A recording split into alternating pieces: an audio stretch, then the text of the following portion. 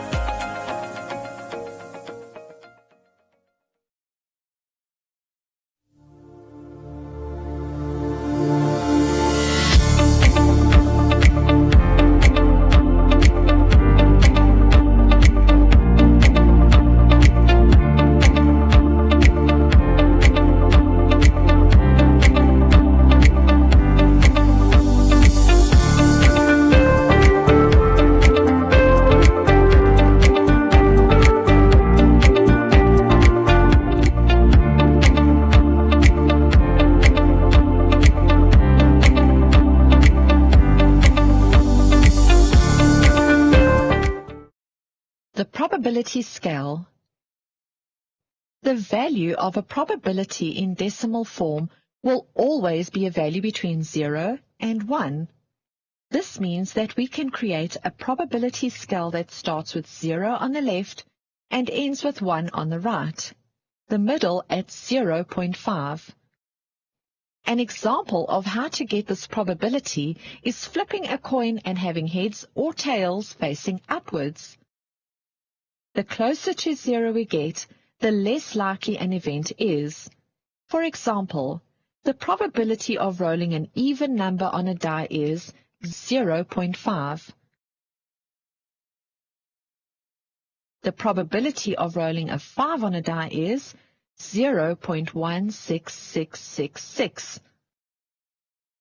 The probability of being struck by lightning in your lifetime is 0.00008333, and being struck twice in your lifetime is 0.000000111111.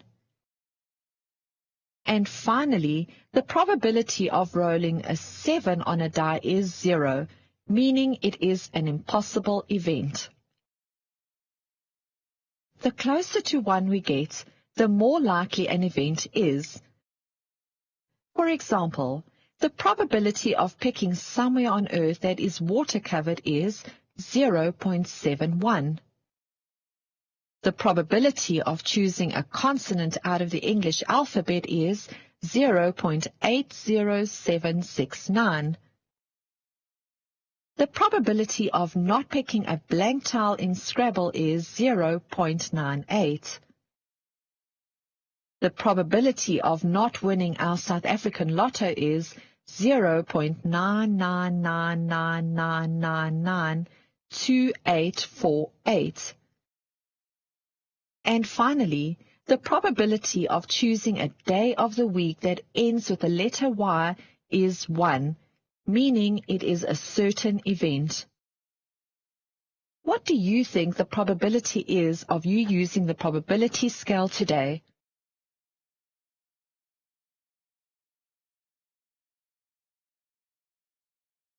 Let's get into a few examples.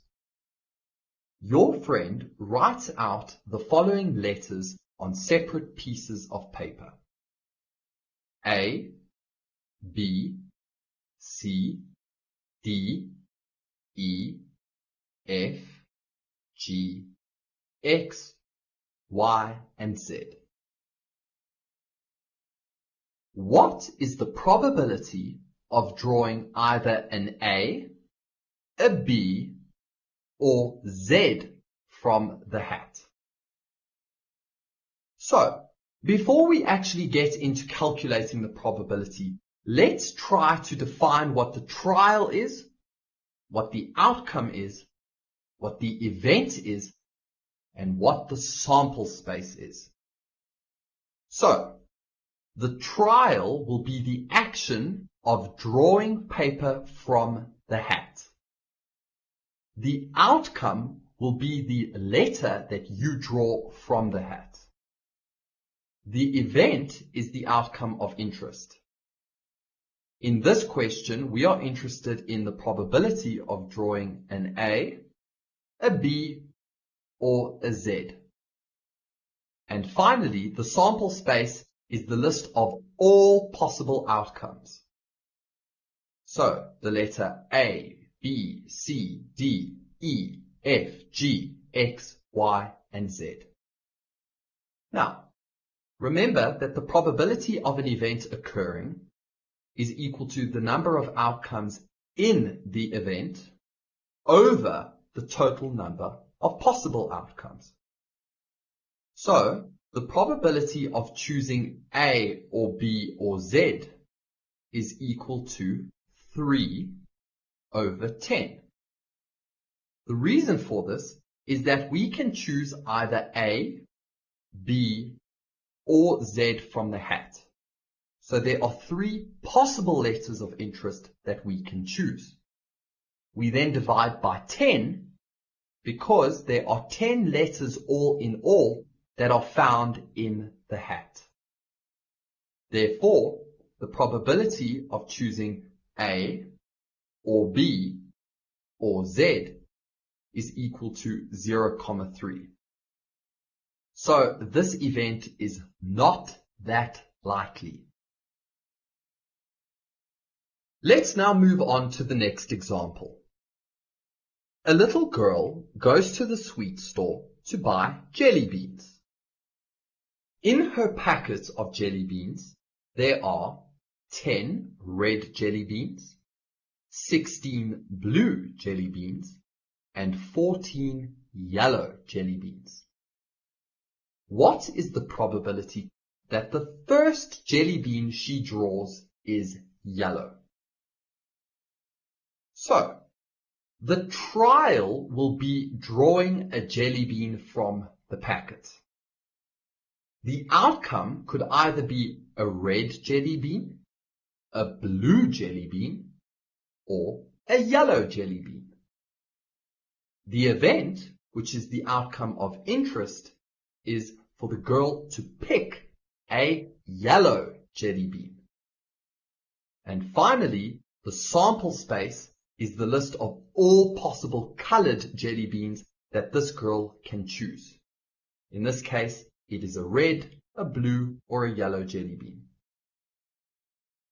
Now, the probability of an event occurring is equal to the number of outcomes in an event over the total number of possible outcomes.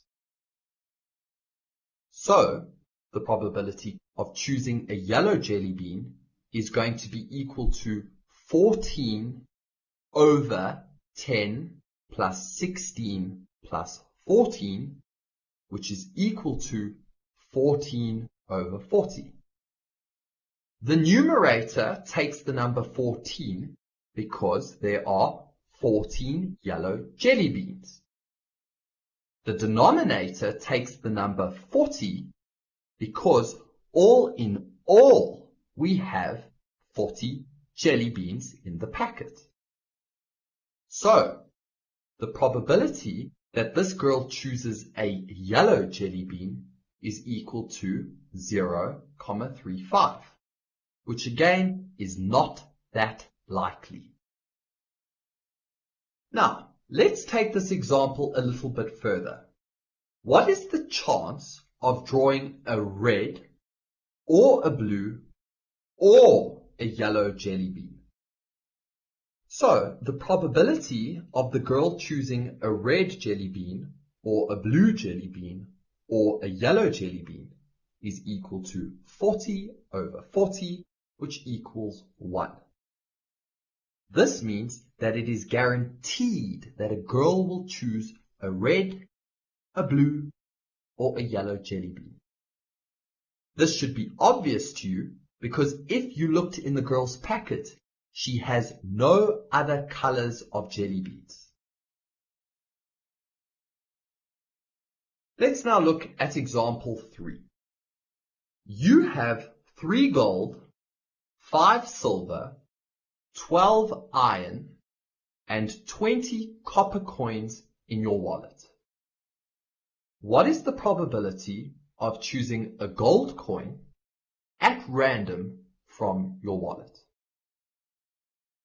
So, the probability that you choose a gold coin is equal to the number of gold coins in your wallet over the total number of coins in your wallet. This is therefore equal to 3/40, which equals 0,075.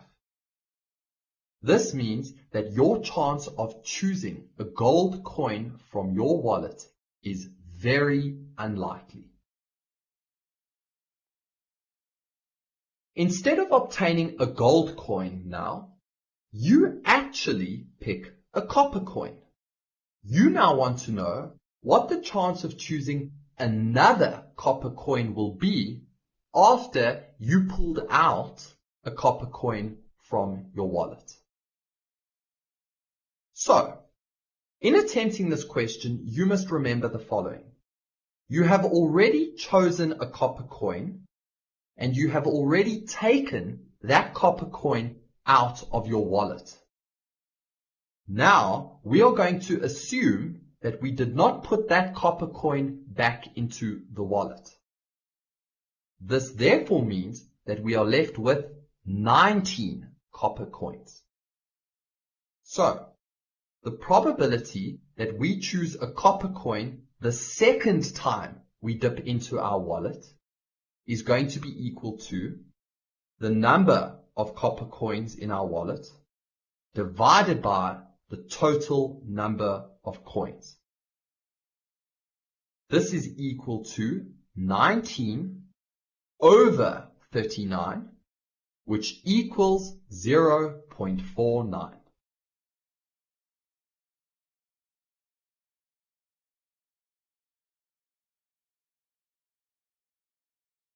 Alright, so let's look at the perimeter of a square. So for those of you who don't know what a square is a four-sided, two-dimensional shape that looks like this. Okay, my drawing's not the best, but what makes a square a square? Well, all four of these sides will have the same length. So this could be 8 centimeters.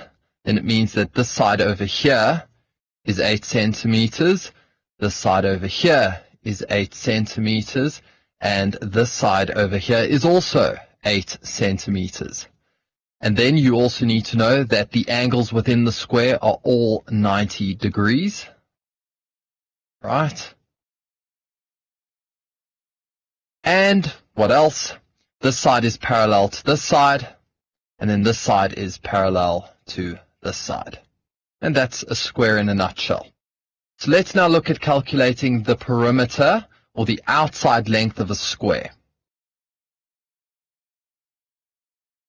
Alright, so this worked example says, calculate the perimeter of the square below from first principles. So what does first principles mean? So if we're going to look at calculating perimeter from first principles, it means based on the understanding or the fundamental understanding of what perimeter is. So first principles means our fundamental understanding or idea of perimeter. So remember that perimeter is the combined or the total length of the outside of a shape. So this length here of all four of these sides of this square will be the perimeter. And let's write that out. Okay, so the perimeter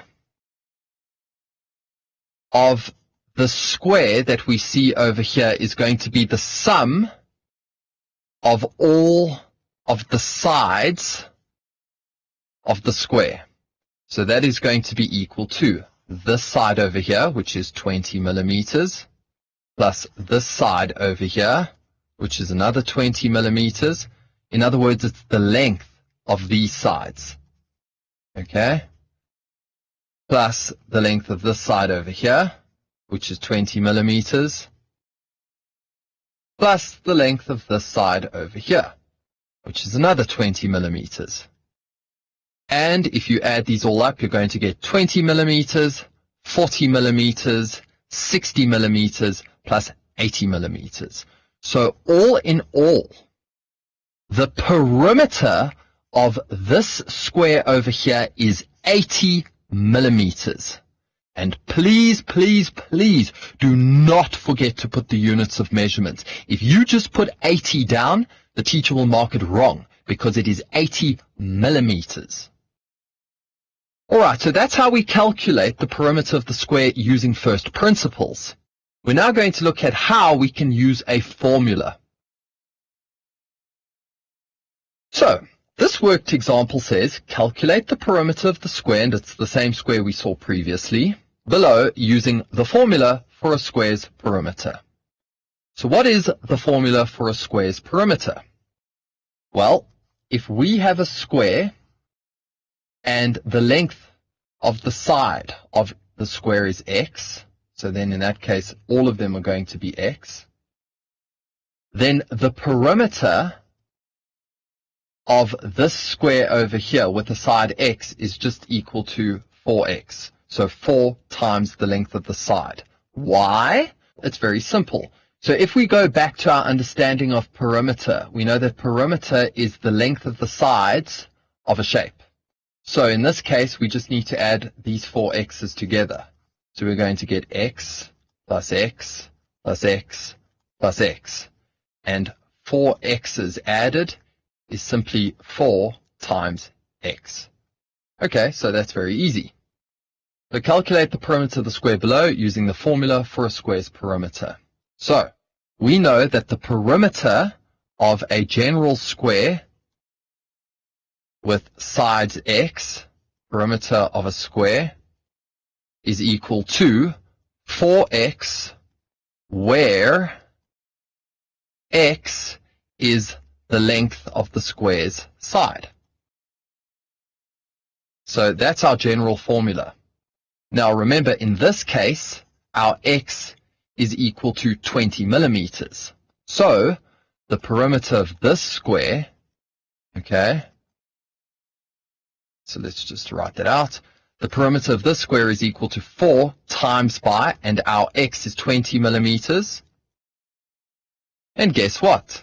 That is 80 millimeters, which is the answer that we got from calculating perimeter using first principles.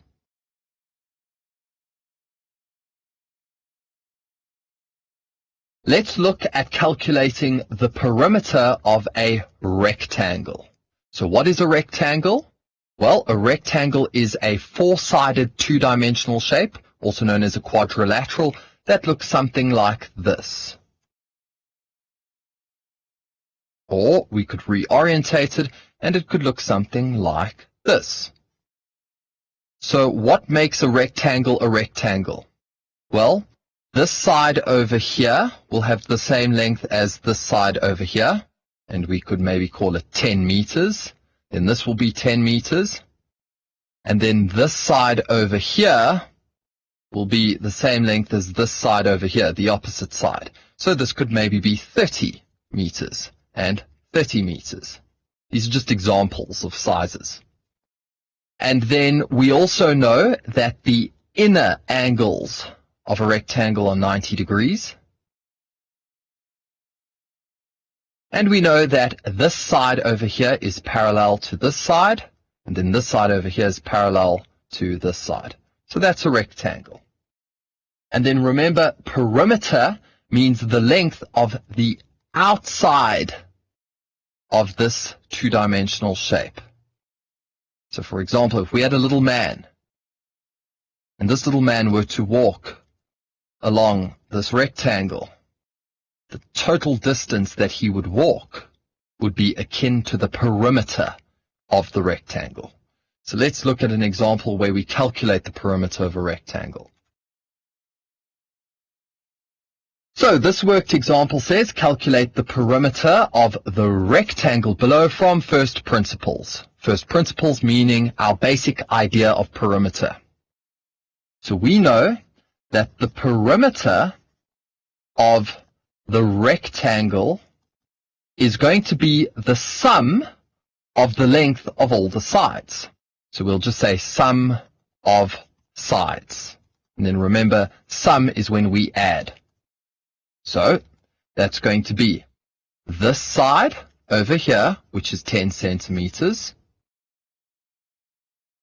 plus this side over here, which is 1 centimeter, plus this side over here, which is again 10 centimeters, plus the side over here, which is 1 centimeter. And now you just need to do a little bit of mental arithmetic and add these together. So 10 centimeters plus 1 centimeter is 11 centimeters. 11 centimeters plus 10 centimeters is 21 centimeters plus another 1 centimeter, which is 22 centimeters. So the perimeter of this rectangle over here is 22 centimeters. Now, let's look at how we could use a formula to come to this perimeter. So the question says, calculate the perimeter of the rectangle below using the formula of a rectangle's perimeter. So let's quickly generate this formula. Let's say we have a rectangle, and the rectangle has general or variable lengths. So the length of this side over here, let's call it L. Now we know that that means then that the length over here is also L, opposite sides. And then let's say that the length of this side over here, or the breadth, is B. And then that means that the opposite side will also have a length of B. So the perimeter of this rectangle, again, is going to be the sum of the sides. So it's going to be L plus B plus L plus B. Now some basic algebra says that in this case we are adding two B's together. So B plus B is just 2B. And then we are adding two L's together. And L plus L is 2L. So the perimeter of a rectangle is 2 times breadth plus 2 times length. So let's take this over here. Well, we know that the general formula for the perimeter of a rectangle is equal to 2 times breadth plus 2 times length. Now, we also know that the length is equal to 10 centimeters, so we know that L equals 10 centimeters. Don't forget the units. And we know that the breadth is 1 centimeter. So the B is equal to 1 centimeter. Again, don't forget the units. Now all we have to do is substitute. So the perimeter of the rectangle is 2 times by breadth, and we know that breadth is 1 centimeter, plus 2 times length, and we know that length is 10 centimeters. And then this is simply 2 times 1 centimeter is 2 centimeters, plus 2 times 10 centimeters is 20 centimeters.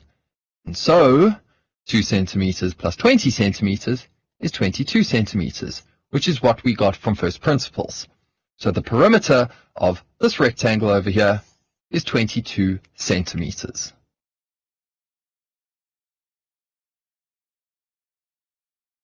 In this lesson, we're going to look at the perimeter of a circle and a semicircle. All right? Now, when we refer to the perimeter or the outside length of a circle, there is a specific word that we use. And typically, instead of saying the perimeter of a circle, we rather say the circumference of a circle. So, let's say we've got our circle over here, and the circle has a radius of r, or it has a diameter of d. Then, what is the circumference? the circumference, well, let's actually say this. Let's say you've got a man over here. And if this man were to walk around this circle, then the total distance that he would walk would be called the circumference. And take note of how to spell it. So let's have a look at how we can calculate the circumference of a circle. Okay, so this worked example says calculate the what of the circle using a suitable formula. I've left the word circumference out because it's a very important word. So we've been asked to calculate the circumference of the circle using a suitable formula. Now, the circumference of a circle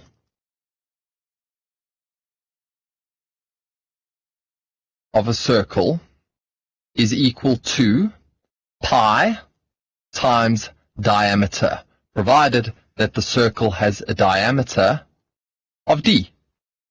Alright? And sometimes we can express this in terms of the radius. So the circumference of a circle could also be equal to pi times radius times 2. Or, commonly we just write that as, I'll put that here, 2 pi r. Okay? And it's the same thing because 2 times radius is diameter, so nothing much has changed. I just like this formula over here. Okay, so calculate the circumference of the circle using a suitable formula. So we know that circumference is equal to pi times diameter. Now, in this case, we also know that the diameter is equal to 6 meters. And how can you see that? Well, remember that here's the center of our circle. The diameter is the line that goes across. Okay? So, that then means that our circumference is equal to pi multiplied by 6 meters. So that is, our circumference is 6 pi meters. And now very often we don't like to leave it written like this. We want a quantifiable figure. So what we do is we round it off to 2 decimal places. And so the circumference is approximately equal to 18.85 meters. And that's our circumference. Let's now have a look at the semicircle. So, the perimeter of the semicircle. We've been asked to derive, that means we need to come up with a general formula for the perimeter of the semicircle by using the formula for the circumference of a circle. So, remember that the circumference of the circle is the length of this black line over here. And I'm trying to trace it, but clearly I'm not that good at it. Anyway, remember that the circumference of this circle is equal to pi multiplied by diameter, which I'm giving the symbol small d. So, how do we get the semicircle perimeter? Well, as you know, the semicircle has half the circumference. So the semicircle is going to have this length over here. Right? That means that to get the perimeter of the semicircle, we need to firstly calculate what this is. And that's pretty easy because if the full circumference is pi times d, then half of the circumference quite simply is equal to a half pi times d. But there's a little